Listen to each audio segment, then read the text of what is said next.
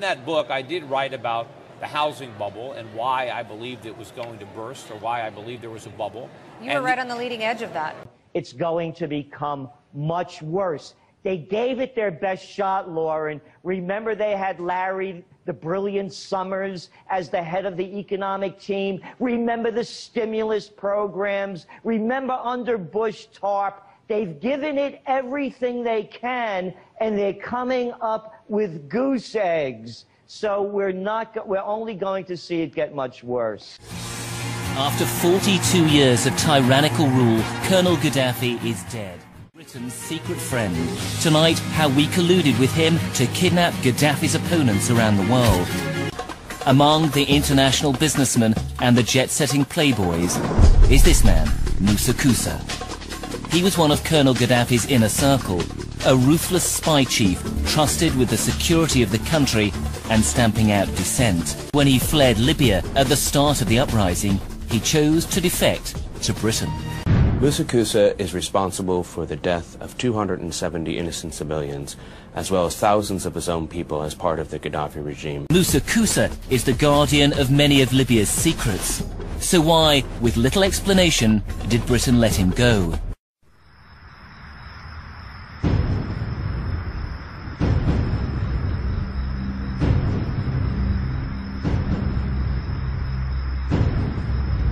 Last week, the head of the country's central bank floated the idea of dumping the greenback as the world's reserve currency, replacing it with an international currency. Thousands of people gathered to hear Barack Obama deliver key foreign policy speech on his current European tour. His vision for America's place in a new world order. After Tripoli fell, his old offices were abandoned and torched, but some documents survived. They exposed Libya's secret relationship with the UK in a series of letters between Moussa Koussa and MI6. These documents are absolutely extraordinary. They show the real detail of the secret relationship between Britain and America and Gaddafi's police state. And what really is amazing is the tone of them, the friendliness. They're cosy and smug at some stages. And tonight, we can show that Britain's friend Moussa Koussa was attached to the bloodiest massacre of Gaddafi's regime. When we searched former intelligence offices bombed out by NATO, we managed to salvage some of the regime's surveillance tapes.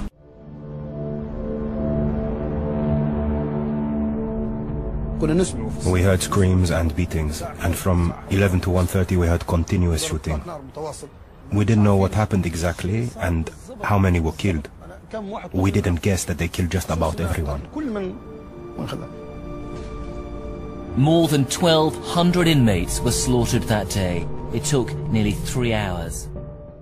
Abdul Ati only survived because he was hidden by a sympathetic guard.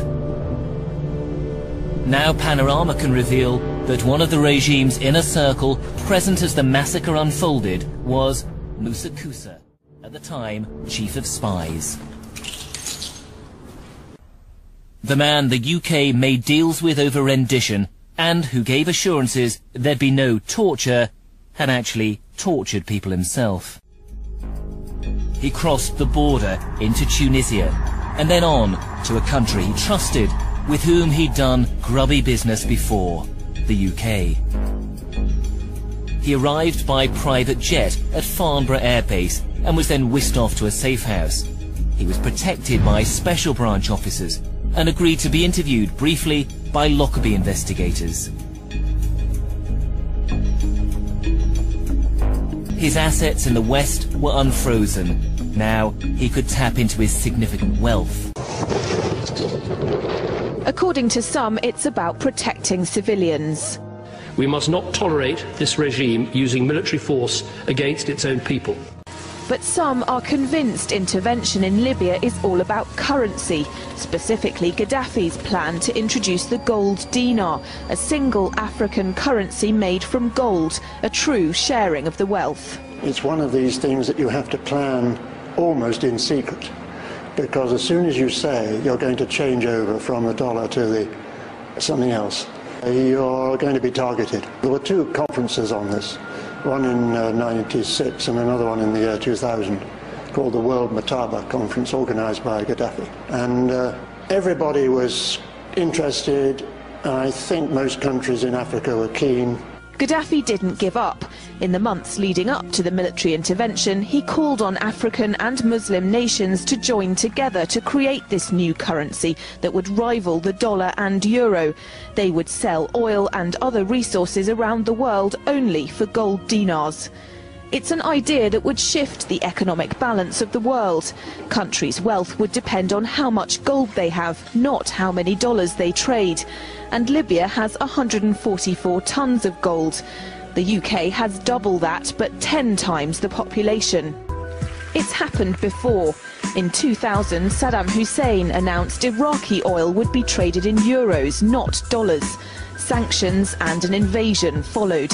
Some say because the Americans were desperate to prevent OPEC from transferring oil trading in all its member countries to the euro. Terrorism through proxies, either Syrians living in Syria or foreigner fighters coming from abroad. So it's a new style of war. This is first. So you have to adapt with this new style. It takes time. It's not easy. Okay. And to say this is easy as a normal or let's say traditional or regular war, no. It's much more difficult. Second, the support that they've been had, that's been offered to those terrorists in every aspect, armaments, money, political, is unprecedented. So you have to expect that it's going to be tough war and difficult war. You don't expect a small country like Syria to defeat all those countries that have been fighting us through proxies just in days or weeks.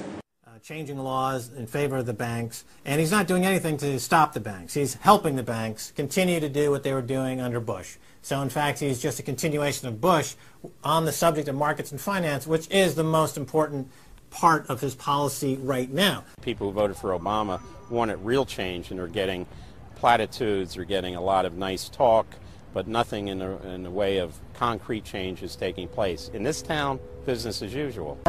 Returning vets could be a risk to our nation. We've got to give them a stake in creating the kind of world order that I think all of us would like to see. And one of the ways it will drive the change is through global governance. I think a new world order is emerging. This is a hoax and a scam which is designed to transfer wealth and power from the private sector to the government sector and from the government of the United States to a world government. And those people who have been yelling, oh, the UN's going to take over global conspiracy government. theorists. They've been crazy, but now they're right. And who got the money? Hundreds and hundreds of banks. Any bank or that has access to the U.S. Federal Reserve's discount. Tell us who they are. No. You know, financial terrorism. They have the ability to tweak the knob. I am proposing that the Federal Reserve be granted new authority. The ultimate goal of the carbon tax and the cap and trade is to destroy production. This energy tax is the largest tax increase in American history. We're actually creating a global warming police. So number one, they can come in, the federal government can come in and inspect your house and send you the bill. We're setting up a global warming Gestapo. And one of the things that if you talk to our generals, they are desperate for is a civilian counterpart to our military forces. President Obama today proposed something new, something called prolonged detention. Pre-crime is where people are arrested and incarcerated to prevent crimes that they have not yet committed. You know, a very sharp guy, very smooth, knows exactly what he's doing. For that reason, far more dangerous than Bush. Make a prediction, because a lot of people are saying that QE3 is coming next month. Do you predict we're going to see that?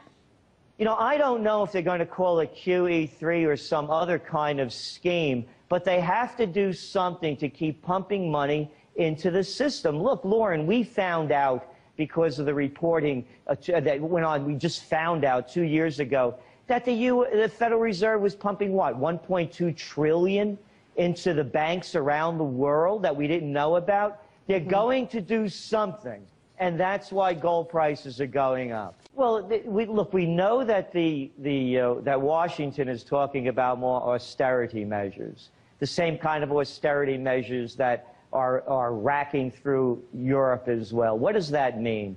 it means more cutbacks. So at a time when the economy is already slowing down, they created, as you pointed out, 0 jobs. So what it shows us is that at a time when things are slowing down, it's going to become much worse.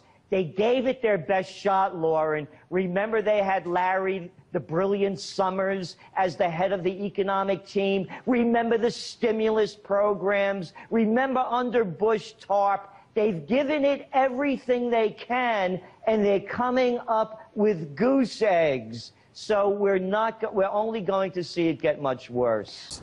The Fed, they're in this thing all the way around. And yet, you want to talk about powerful people.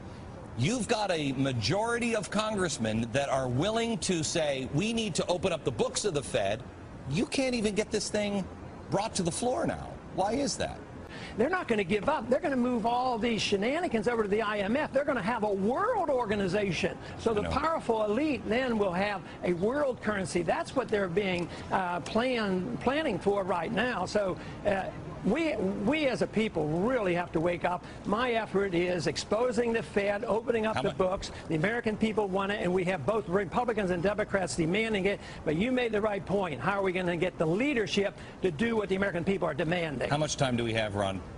Which means the next shoe is the crisis in the dollar, the value of the dollar, not just the financial system. Okay. We will see high inflation rates soon. Okay.